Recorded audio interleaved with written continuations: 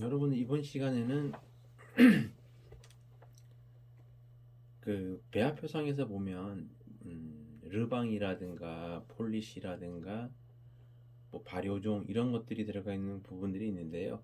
실질적으로는 여러분들하고 이거를 같이 해보기가 쉽지는 않을 것 같아요. 그래서 음, 그, 그 레시피 상에서는 있지만 그 레시피에 그 약간 좀 변화를 줘서 수업 시간은 진행을 해보려고 하고요.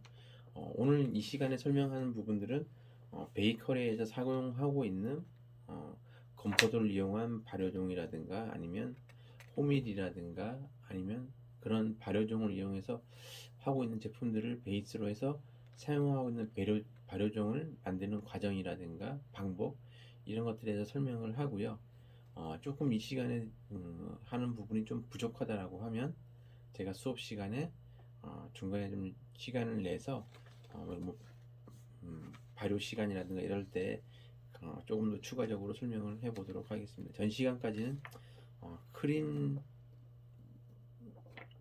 만드는 거라든가 크림에 대한 관한 것들에 대해 설명을 좀 드렸고요. 예.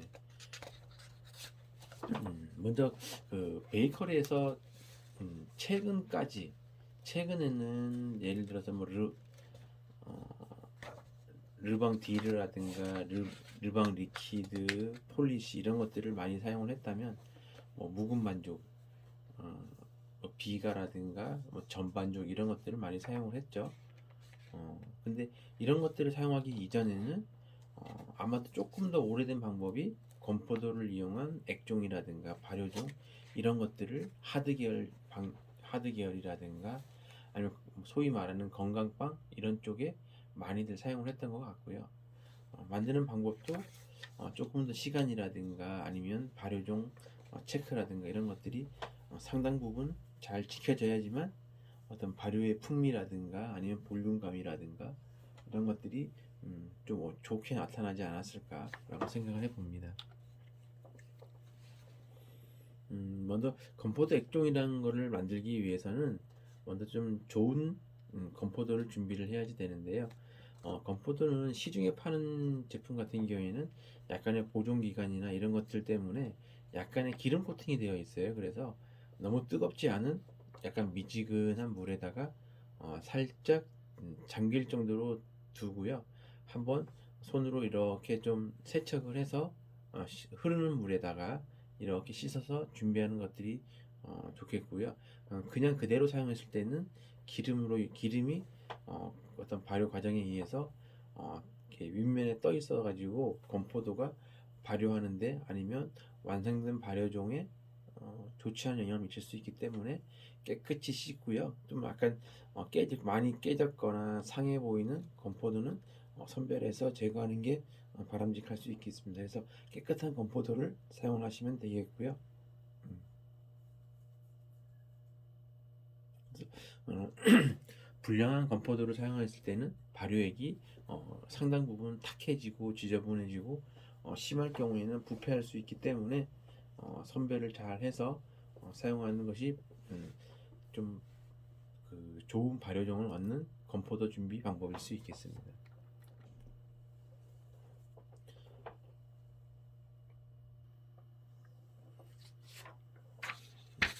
이렇게 깨끗하게 된 건포도가 준비가 되면은 발효를 할 수 있는 용기를 선택을 해야지 되는데요. 양이 작을 때는 바닥면이 좁고 좀 그 긴 병을 사용하는 것이 좋겠고요. 발효를 사용하는 양이 배양하는 양이 많을 때에는 바닥면도 넓고 용기가 큰 것들을 선택하시면 되겠습니다.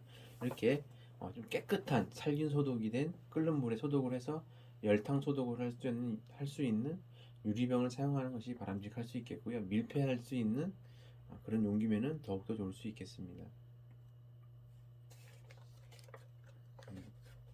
그래서 어, 배합으로 배합을 준비할 때에는 세척한 건포도를 500g 정도 준비하면 되고요.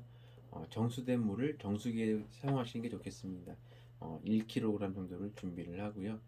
예, 건포도 를 발효하는 과정에서의 꿀을 한 15g 정도 같이 넣어서 충분하게 흔들어 주고 약 온도는 27도 정도의 온도에서 보관을 하시면 되겠고요. 처음에는 아무래도 가스가 생기지 않기 때문에 건포도가 바닥에 다 가라앉아 있는 모습을 볼 수 있겠고요.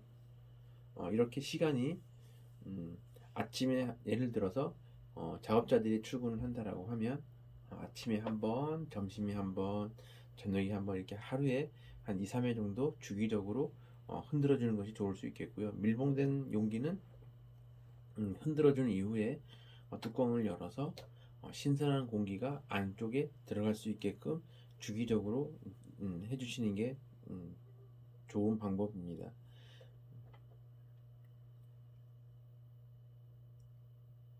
이렇게 이런 작업들을 해주지 않게 되면은 안에 있는 공기가 그대로 정체되어 있고 건포도가 그대로 있을 때에는 발효종이 예를 들어서 그 나쁜 그 나쁜 세균으로 인해 가지고 발효종이 상한다던가 아니면 나쁜 곰팡이균들이 생길 수 있기 때문에 주기적으로 흔들어주는 작업을 반드시 잘 실천해 주시는 것이 중요한 포인트가 되겠습니다.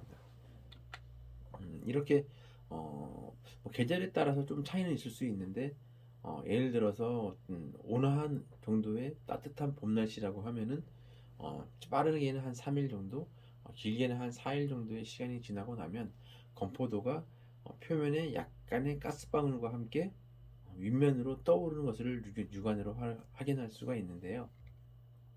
이때 부분이 바닥에 가라앉아 있는 건포도가 위쪽 그 용기의 윗면으로 이렇게 가스 공기방울과 함께 떠오를 때 그때가 가장 이상적인 발효종이 완성되고 있는 상태라고 보시면 되겠고요. 예를 들어서 하절기에는 좀 시간이 짧아질 수 있고 동절기 때에는 계절의 날씨에 따라서 시간이 하절기에 비해서 조금 더 소요되는 현상을 보일 수 있습니다. 이렇게 건포도가 위로 다 떠오르게 되면 소독한 채라든가 면포를 이용해서 건포도로 액종을 그 채취하시면 되겠고요. 이러한 액종은 냉장고에서 보관하면서 사용하시면 되겠습니다.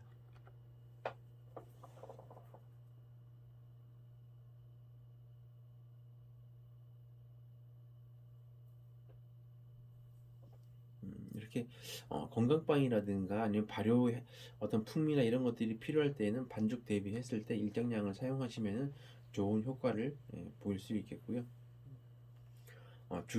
안에서 가스가 생길 수 있기 때문에 주기적으로 새로운 공기를 넣어 주시는 것이 바람직할 수 있겠습니다. 이렇게 일반적으로 건포도를 많이 사용을 하는데요. 일반적으로는 동일 사용량 중에서 가장 많은 양의 아니면 발효력이라든가 이런 능력이 가장 뛰어나기 때문에 건포도를 사용하는 것이 일반적인 방법이고요. 이 외에도 사과라든가 요구르트라든가 무화과 등의 열매를 이용해서도 발효정을 만드는 것을 이루어지고 있습니다. 근데 일반적으로 그 특별한 경우가 아니라고 하면 발효의 어떤 풍미라든가 아니면 발효의 능력이 건포도가 가장 뛰어나기 때문에 건포도를 쓰는 것이 일반적이라고 볼 수 있겠습니다. 이렇게 완성이 되면 이 액종을 바로 반죽에 사용하는 것도 일반적이지만 조금 더 좀 풍미가 있는 그런 발효종을 사용을 하기 위해서는 이 얻어진 건포도 액종을 가지고 약 한 3일 정도의 배양 기간을 거쳐서 사용을 하시게 되면은 조금 더 볼륨감 있고 풍미 있는 그런 발효종을 완성할 수 있는데요. 이렇게 완성된 발효종을 가지고 약 1대1 강력분과 액종을 1대1로 혼합을 해서 반죽을 해서 글루텐 형성을 한 다음에 약 한 그 발효실 온도가 한 24, 5도 정도 되는 발효실에서 예를 들면 다음날 발효종 반죽을 2일차 반죽을 해야 된다라고 가정을 했을 때는 오후 시간대 오후 한 5시나 6시 정도에 반죽을 해서 다음날 리프레시를 할 수 있으면 좋을 것 같고요. 반죽의 상태는 발효가 진행이 되고 나면 약 실타래 모양처럼 거미줄 모양이 막 지나치게 많이 형성되는 그런 거를 볼 수 있고요. 이때는 1일차, 2일차 같은 경우에는 이렇게 반죽을 하시면 되겠고요. 실질적으로 이제 3일 반죽 사용을 할 수 있는 3일차 같은 경우에는 1일차하고 2일차 같은 경우에는 양이 적기 때문에 그냥 손으로 반죽하듯이 하셔도 무방하겠지만 2일차나 3일차 같은 경우는 양이 좀 많아지기 때문에 지나치게 높은 그 속도로 반죽을 하기보다는 좀 저속으로 해서 글루텐이 처지지 않을 정도까지 막 예를 들어 믹싱이 지난 시간에 했었던 최종 단계를 지나서 렛다운 단계로 갔을 때에는 발효종의 어떤 탄성이라든가 발효력이 상당 부분 떨어지는 것들을 볼 수가 있습니다. 그래서 좀 저속으로 해서 지나치지 않을 정도로 반죽을 최종 단계까지 해서 완성해서 냉장고에 넣고 사용하시면 되겠고요. 이렇게 일반적으로 3일차까지 한 16시간 정도 24, 5도 정도에서 배양을 했을 때의 산도가 약 한 3.6에서 pH가 4.0 정도 되는 발효종을 얻었을 때에는 이런 발효종을 반죽에 사용하였을 때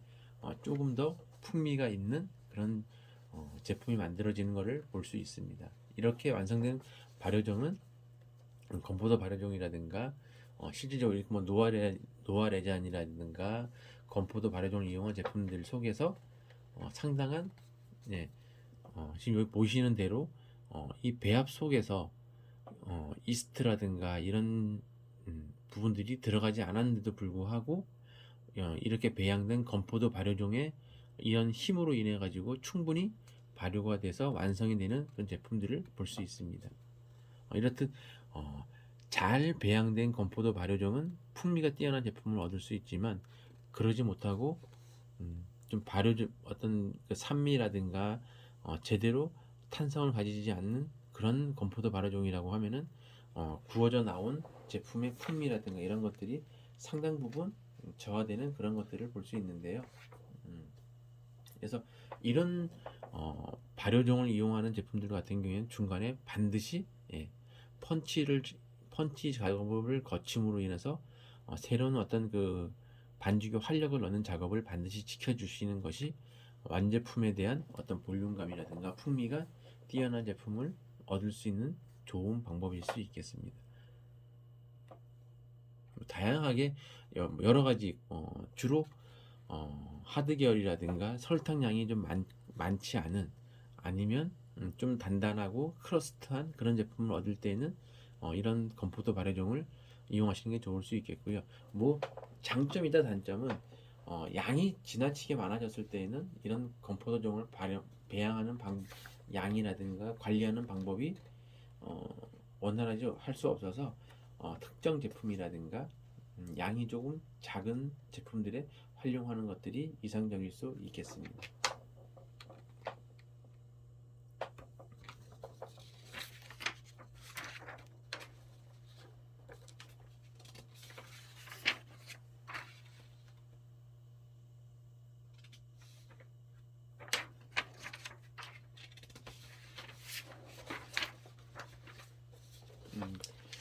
보이시는 제품은 르방 D를 만드는 공정인데요.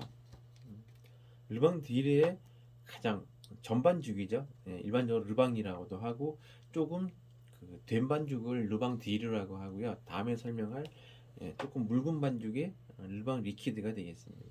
르방 D는 일반적으로 조금 발효력을 좀 필요로 하는 덩치가 큰 하드 계열 빵들을 사용을 할 때는 르방 D를 많이 활용을 하고요. 조금 더 풍미가 뛰어나거나 아니면 물성이 있는 그런 제품들을 만들 때는 르방 리퀴드를 많이 사용을 합니다. 일반적으로 배양하는 방법으로 보면은 베이스는 호밀입니다. 호밀을 물과 약간의 당류, 몰트를 섞어 놓으면은 시간이 지남으로 인해서 발효력이 생기고 발효가 되는 발효 그 베이스가 되는 시작이 되겠고요. 이렇게 호밀가루와 1일차에 물과 몰트를 섞어서 마찬가지로 적절한 온도 27도에서 한 28도 정도의 발효실에 한 16시간 정도 마찬가지로 오후 시간대에 반죽을 해서 섞어서 넣어 놓게 되면 다음날 발효가 되어 있는 약간 시큼한 그런 발효 상태가 진행되는 것을 볼 수 있는데요. 이렇게 1일차에 배양된 것들을 또 2일차에 반복적으로 2일차와 3일차에도 반복적으로 매끄럽게 반죽을 해서 발효하시면은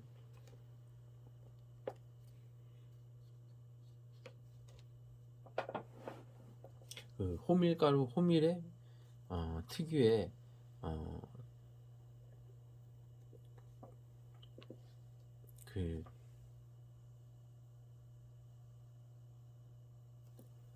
호밀가루 특유의 그 풍미를 느낄 수 있는 그런 제품을 얻을 수 있습니다. 마찬가지로 그 반죽을 할 때에는 1일차, 2일차에는 손으로 믹싱을 손으로 섞어 주셔도 무방하겠고요.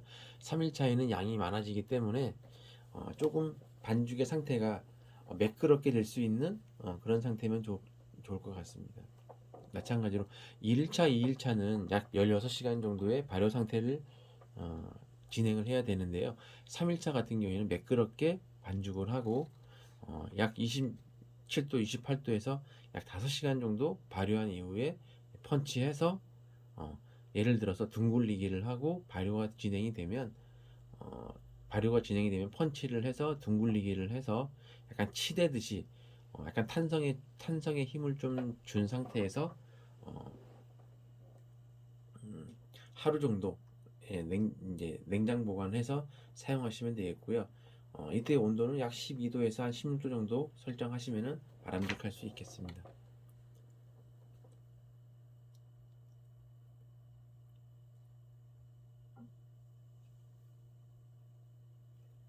이렇게 3일차까지 배양하시고 4일차부터는 매끄럽게 믹싱한 상태로 예,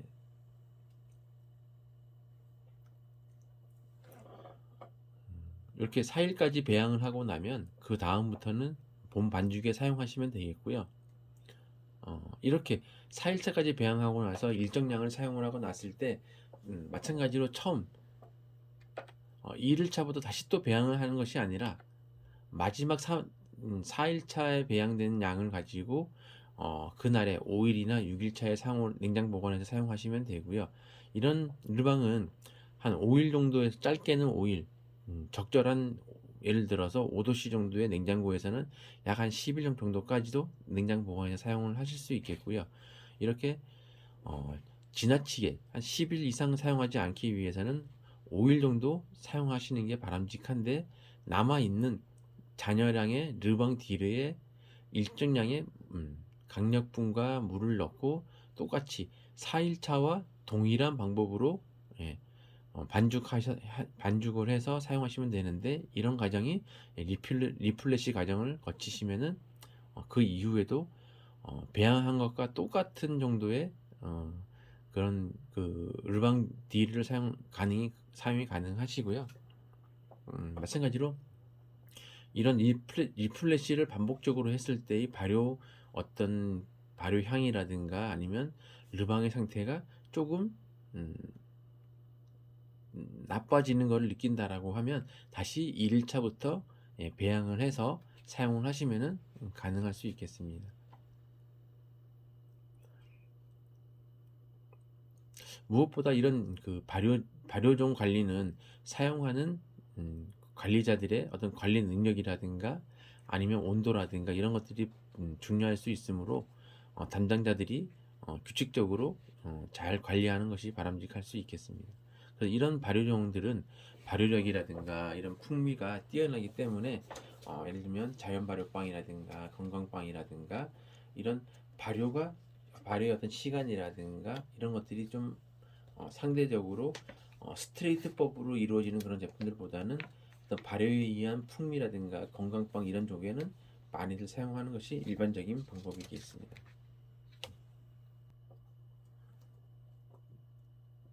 르방 화이트 샤워종은 뭐 르방 리퀴드라고도 많이 하고 어, 지금 여기서 사용하는 호밀 베이스의 2일차나 3일차 같은 경우에 호밀을 활용한다 그러면 호밀 샤워종이 되겠고요. 1일차에 발효종이 되는 기본이 되는 1일차만 호밀을 사용을 하고 2일차나 3일차에 해당되는 어, 밀가루 부분을 강력 밀가루 그냥 일반 밀가루를 사용을 하게 되면 일반적으로 화이트 샤워종이라고 칭하기도 합니다. 그래서 이 지금 하는 방법은 르방 리퀴드를 만드는 과정인데요.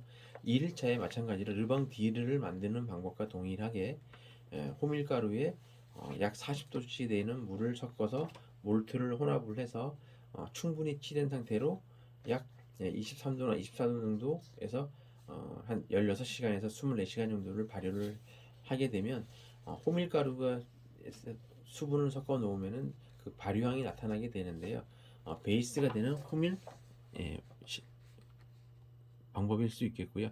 마찬가지로 뭐 1차 베이스에 2일차, 3일차, 4일차를 반복적으로 사용하시면 되겠습니다.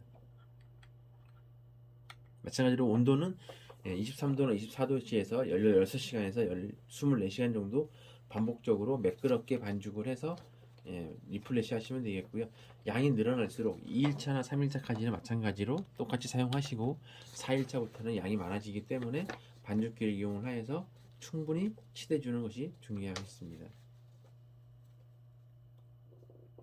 이렇듯 마찬가지로 르방 리퀴드 같은 경우에 르방 디르 같은 경우에는 어떤 반죽의 어떤 상태나 이런 것들이 어느 정도 물성을 가지고 있는 것들이 아니기 때문에 반죽기를 사용을 하고 냉장고에서 보관해서 사용하는 것이 바람직할 수 있고요.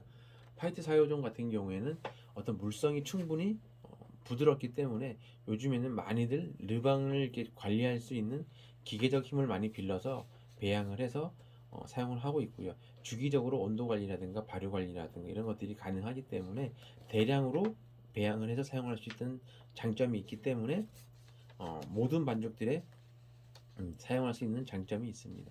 이렇게 적절한 시간과 온도와 발효 시간을 거치고 일반적으로 지금 4일차까지 배양한 반죽들은 보통 한 26도에서 한 27도에서 한 약 8시간 정도 발효를 하고 한 5도씨 정도의 온도에서 지속적으로 교반기에 의해서 저어줌으로 인해 가지고 그 이후부터는 주기적으로 계속 운동이 이루어지고 있기 때문에 상당 부분 시간 사용할 수 있다는 장점이 있습니다. 이렇게 배양된 르방은 4일차까지 이후에 배양을 하고 나면 매일매일 자녀분의 예를 들어서 르방이 1000g 남아있다라고 하면 거기에 2000g의 강력분과 2500g의 물을 넣어서 다시 리플래시 일정한 온도에서 발효해서 그거를 계속 발효하고 다시 또 저어주고 이런 것들을 거쳐서 5도씨에서 반복적으로 사용하시면 가능할 수 있고요.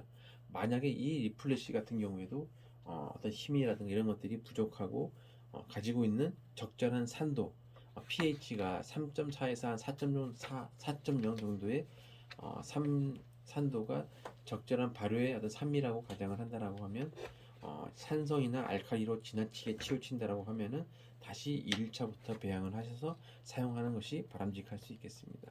이렇게 지속적으로 적절한 산도를 지키면서 배양된 리방 같은 경우에는 그 집만의 어떤 특별한 어떤 발효치를 가질 수 있기 때문에 마찬가지로 관리자들이 충분하게 연습된 담당자들이 지속적으로 관리를 하는 것들이 중요한 부분이라고 하겠습니다. 이러한 르방 리퀴드라든가 르방 디르 같은 경우에는 각 제과점만의 좀 특별한 그런 것들을 가지고 있기 때문에 관리하는 것들이 굉장히 그 제과점의 어떤 제품의 풍미를 관리하는 데 상당 부분 도움이 되기 때문에 잘 관리할 필요성이 있다라고 보여지겠습니다. 이렇듯 르방 리퀴드와 르방 디르 같은 경우에는 조금 더 뭐 음료에서 사용이 가능할 수 있는데요.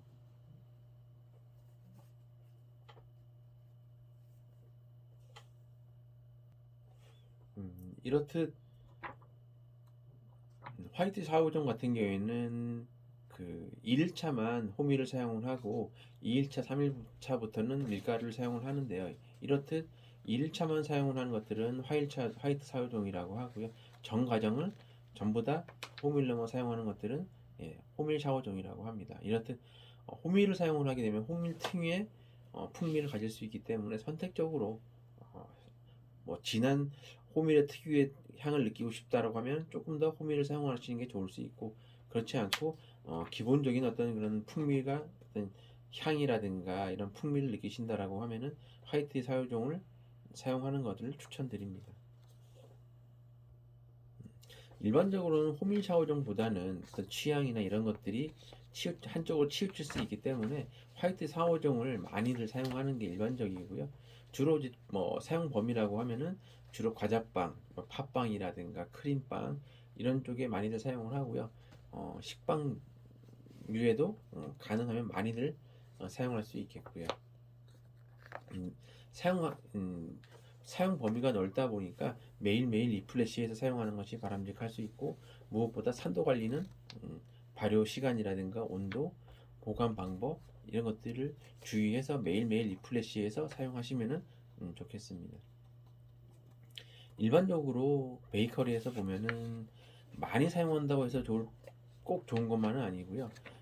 베이커리 퍼센트 중에서 약 한 20% 정도까지는 일반적으로 사용을 하고, 어떤 제품의 특징이라든가 볼륨감이나 이런 것들을 감안을 해서 그 이상이나 그 이하로 조절을 해서 사용하는 것이 바람직할 수 있겠습니다.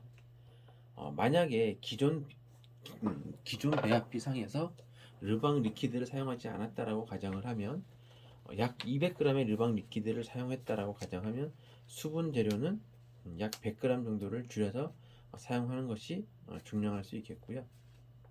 마찬가지로 르방 리퀴드에 의한 발효력이 뛰어나기 때문에 기존의 사용량, 예를 들어 이스트가 40g 정도를 사용했다라고 가정하면 약 10% 정도를 줄여서 360g 정도 사용하시면 바람직할 수 있겠습니다. 이렇듯 건포도 발효종이라든가 르방 딜이나 르방 화이트 샤워종, 뭐 호밀 샤워종 이런 부분들 사용 범위는 어떤 소비자의 성향이라든가 아니면 반죽의 물성이라든가 아니면 완제품의 풍미 상태를 체크를 하면서 적절하게 발효의 어떤 상태라든가 산도라든가 부피감이라든가 이런 것들을 감안을 해서 적절하게 잘 사용하시면은 조금 더 소비자가 좀 선호할 수 있는 풍미가 있는 각 제품의 특징에 맞는 그런 제품들을 완성할 수 있는 좋은 방법이지 않을까라고 생각을 합니다. 기타 이런 뭐 발효종이라든가 아니면 기타 이제 추후에 나오는 폴리시라든가 이런 만드는 방법이나 아니면 중요한 팁이나 이런 것들은 조금 더 수업 시간에 연속해서 설명을 하도록 하겠고요. 예, 이번 시간에는 건포도 발효종과 르방 디르와 화이트 샤워종 만드는 과정이라든가 특징에 대해서 간단하게 알아봤습니다. 수고하셨습니다.